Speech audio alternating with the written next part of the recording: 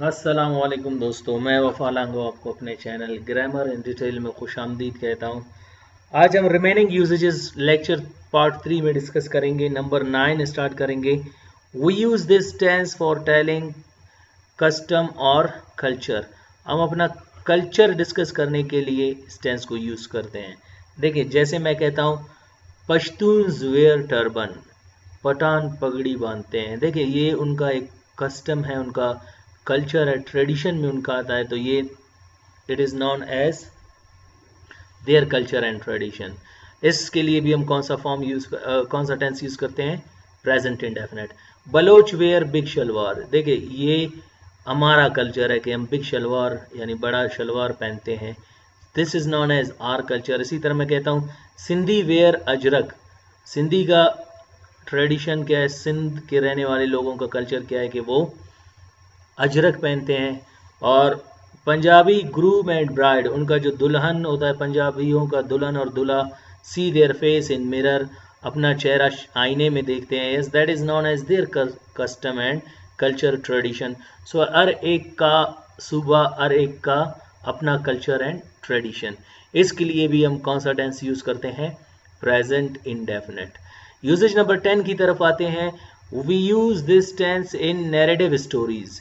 देखिए, जब आप कोई कहानी बयान करते हैं, बयान करदा कहानी के लिए भी आप कौन सा टेंस यूज करते हैं? Present indefinite tense. देखो, जैसे आप कहते हो कि सपोज, जैसे आप कहते हो फर्ज करे, a person comes to Aslam, एक शख्स असलम के पास आता है।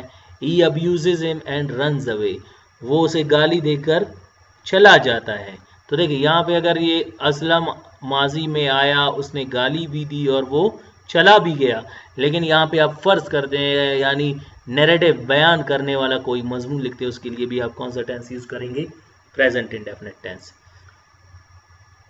Usage number 11, we use this tense as headlines in newspapers.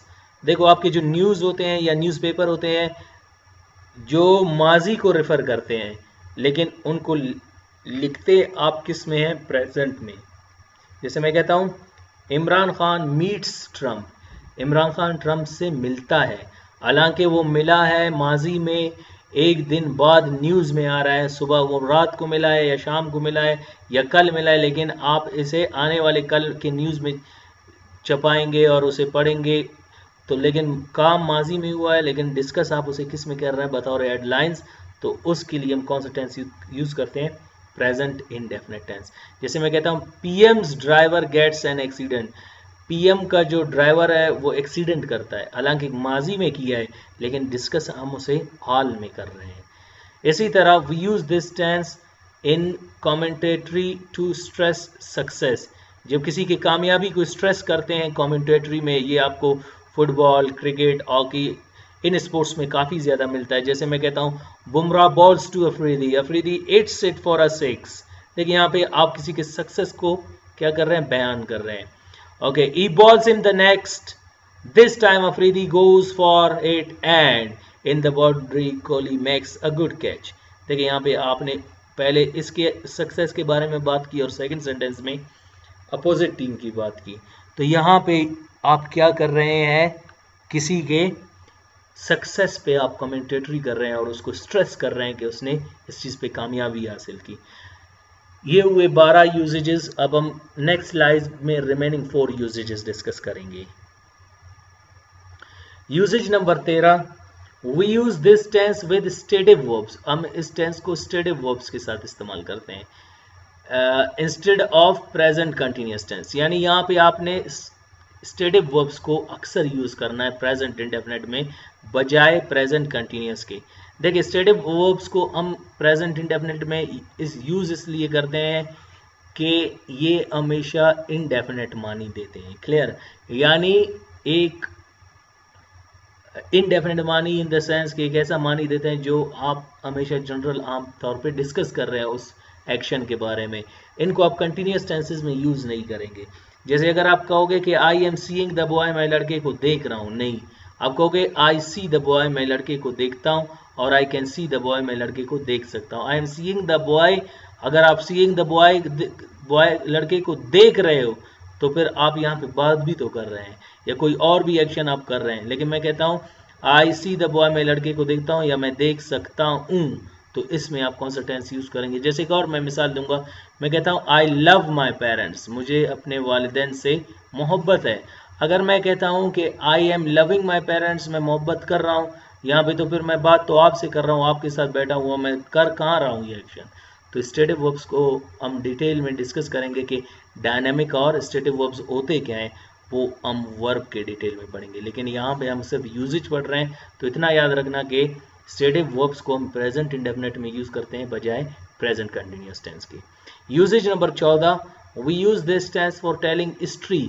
हम इस टेंस को तारीख बताने के लिए इस्तेमाल करते हैं। देखिए तारीख, हर एक का अपना एक तारीख होता है। हिंदू कल्चर का एक अपना तारीख है, रिलीजन का, क्रिश्चियंस का अपना है, ज्यूज का अपना है, हर दुनिया में जितने भी मजहब है, 6-7 बड़े मजहब है, हर एक का अपना एक हिस्ट्री होता है। लेकिन मैं यहाँ पे इस्लामिक हिस्ट्री के एक आयात आपके सामने डिस्कस करूंगा।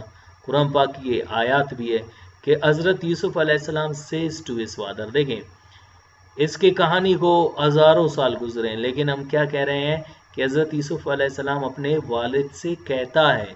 हालांकि कहा पहले काफ़ी है, लेकिन यहाँ पे हम हिस्ट्री बताते हैं, तारीख बताते हैं। तो तारीख को बताने के लिए हम कौन सा टेंस यूज करते हैं, present indefinite. That I saw a moon and 11 stars, मैंने एक चांद और 11 सितारे देखे अपने ख्वाब में, in my dream. His father says to him, देखे says to him, says to him, says to his father, says to him, वो अपने वालिद, इसका वालिद उससे कहता है। देखें प्रेजेंट इंडेफिनिट फिर से, don't tell about your dream, अपने ख्वाब के बारे में मत बताओ, टू योर ब्रदर्स, अपने भाइयों को। तो देखिए यहाँ पे एक हिस्ट्री का मैंने छोटा सा सेंटेंस आपके सामने डिस्कस किया कि यूसुफ अलैहिस्सलाम अपने वालिद से कहता है।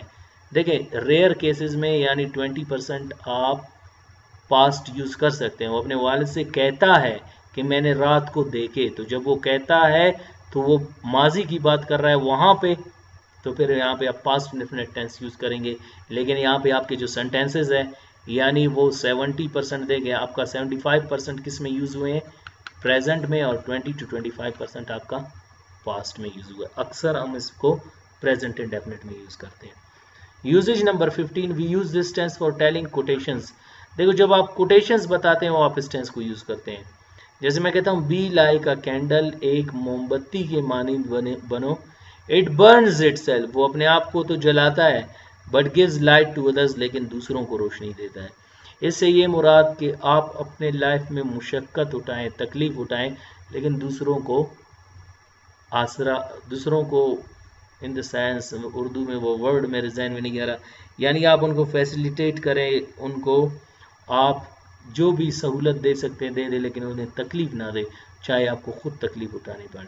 जैसे मैं कह सकता हूँ आप सोशल वर्कर हैं, आप किसी के सोशल वर्क में काम करते हैं, उनकी मदद करते हैं और उनसे कोई मुआवजा हासिल नहीं करते, तो इसको हम क्या कहते हैं, be like a candle, it burns itself but gives light to others.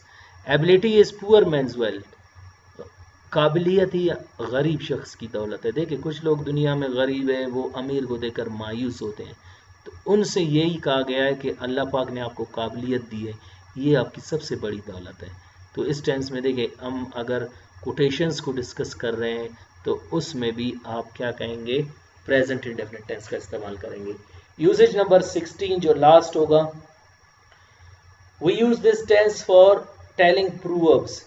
देखिए प्रूवर्ब्स कहे गए हैं, it is saying of famous, it is saying of our forefathers, हमारे अब्बा व अजदाद जो मुस्तकबिल में कहा करते थे। They were not may be famous, वो मशहूर नहीं है, लेकिन कोटेशंस उनके होते हैं जो मशहूर होते हैं, जैसे prophet peace be upon him,